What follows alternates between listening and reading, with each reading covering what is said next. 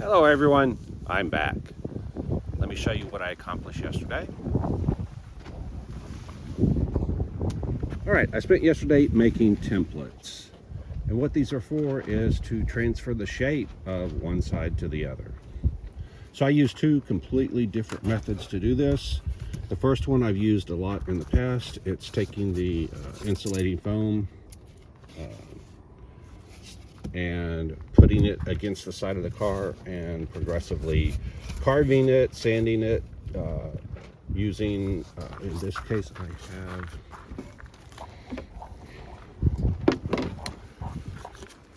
a cheese grater,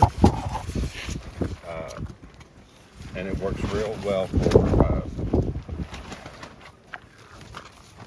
customizing the shape. So when I'm done, this template fits against this surface and gives me the contour of the surface. Okay, previously I had marked my grids so I knew where everything was relative. That's one method. It's a bit tedious, but the advantage is it's not that hard to do. The other method is using fiberglass. So what I did here was I glued little pieces. First, of course, I marked the grid, and then I glued small pieces of foam just to give me something to put the fiberglass against. This 90-degree angle here is really critical because that's what holds the shape. If I just laid the fiberglass on there, it would be too flexible. So this 90-degree angle makes it to where it holds its shape once I remove it. I put tape down so that the fiberglass wouldn't stick to the car. And you could wax it also. That's actually not a bad idea. It did kind of try to stick.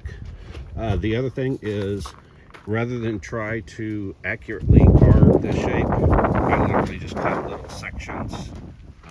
What are those, 6-8 inch sections? Hot glued them. If you do that, make sure you use the minimal amount of hot glue. You only need a dab of hot glue here and a dab of hot glue on each end. It doesn't matter whether there's a gap here, but the fiberglass will flow underneath it if there is a gap. So I did use the little tool to get it to where it was close to the right shape. Okay, once that fiberglass hardened, then I took this and removed it. You can see it very accurately fits the shape. It kind of wants to stay there once I get it in place. And there. Now I have another template that is the shape of that. You could make this taller if you want it to be stiffer. Again, as long as I'm gentle with it, doesn't matter. In this case, I used the seam between the hood and the hatch as my reference point. Now, what I'm working on now, see, and one of the disadvantages of the hot glue is you have hot glue here. And it doesn't come off nearly as easily as the fiberglass did. Not a big deal, of course, because I can just peel the tape off and get rid of all of it. But the tape is my reference line also. I have a reference line here where the seam is, but as soon as I get to the side of the car, I don't have a reference line. I could go and get a laser level and mark each of these spots. That would work. Or I'm going to end up using tape and making a pattern.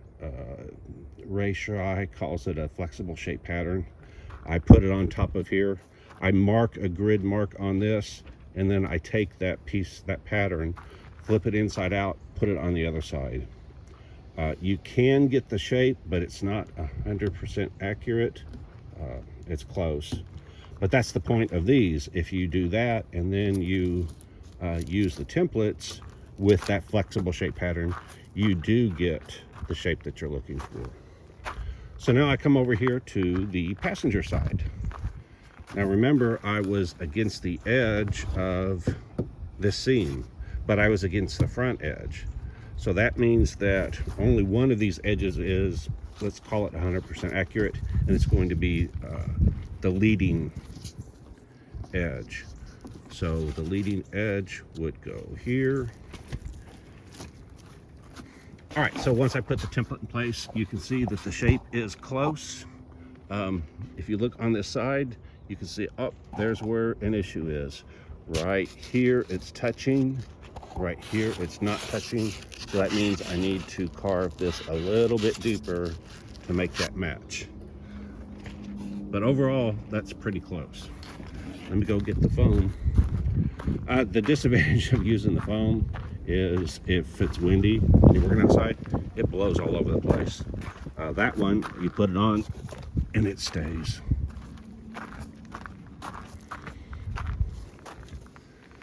All right, so now I come over here with the other one. And again, I marked these, so I knew where that one was. This one is A. I should have marked the template. I did not, but I already know it's A. I will mark it. I'd already previously started working on this. So if I put this in place on the A, and you can see I have the similar thing, that it almost fits here, but right in there, it needs a little more carving.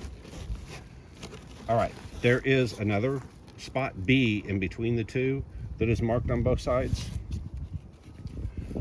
I could make a B template, but in this case, it's not absolutely critical. And the reason why is if I come over to this side of the car and look, here's my A mark right here. Here's my B mark. If I take a straight edge and put it on here, it's not 100% straight. It does have a very slight curve, but rather than make a B template, I could just go in and use a straight edge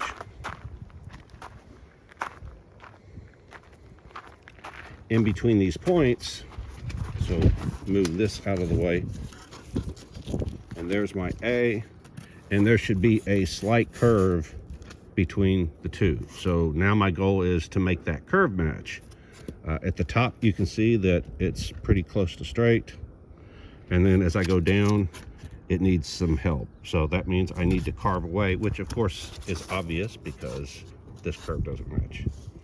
So what I can do is carve the A line to where it belongs, carve this back line where it belongs, and then just use something to make sure that the two match. That's going to be more difficult as the curve gets sharper here up towards the front, so I'm not sure how many of these I'm going to do. Obviously, I'm at least going to do this D right here. And whether C is needed or not, here, let's go check while we're here. So I'm checking between A and D to see how much curve there is. So here's D, and here's A. I put the straight edge there. You can see the same thing. It's close to straight. There's a little bit of a curve, so I can just make sure that I match that curve. Down here, pretty much the same thing. So I'm lucky in this case that this is a relatively flat, has a gentle curve. I can use my template gauges. It would be either this one or this one. So, for example, it's a little hard to do one-handed. Let me just flatten this out. There we go. So I'll come to some spot, I would have to measure down, let's say 6 inches or whatever. And then I would take this and put it against the surface, push it against the surface. There we go. Push it against the surface. And there we go. All right, that matches the curve. So then I would go over, I'm sorry, my camera's not there. That matches the curve. So then I would go to the other side, flip this over 180. Go over here. Put this against the A. And then I would carve this to match that subtle curve as I'm making it match the surface there. So because it is close, I can use it, or again, because I have the templates, I can do it. Now, in my case, there is a significant advantage to this template. What I want to do is I have my body panel that came out of the mold. All right, it is close to this side, but not exact.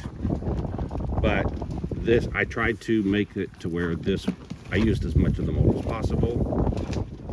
So this surface is a whole lot like the upper surface of that body panel. The lower surface is similar. The difference is this lower eyebrow. I changed that in the design. So what I'm planning on doing is mounting this to the car. Not mounting, maybe hot gluing or whatever. Hot gluing this to the car in the back. The front one, where's A?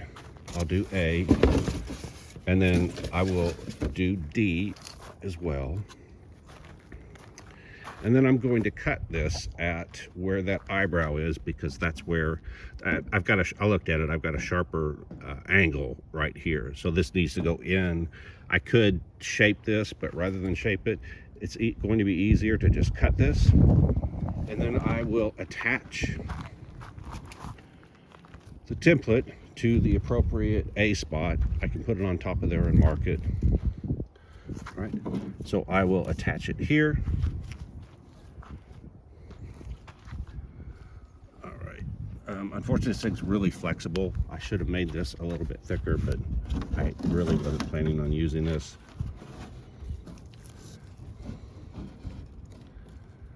So let's see. Oh, A is right at the,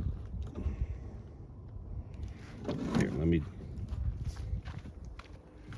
look at this. Okay. Oh, this is the back piece, which is in front of the trunk, about 18 inches. So if I come at the trunk, I'm up 18 inches.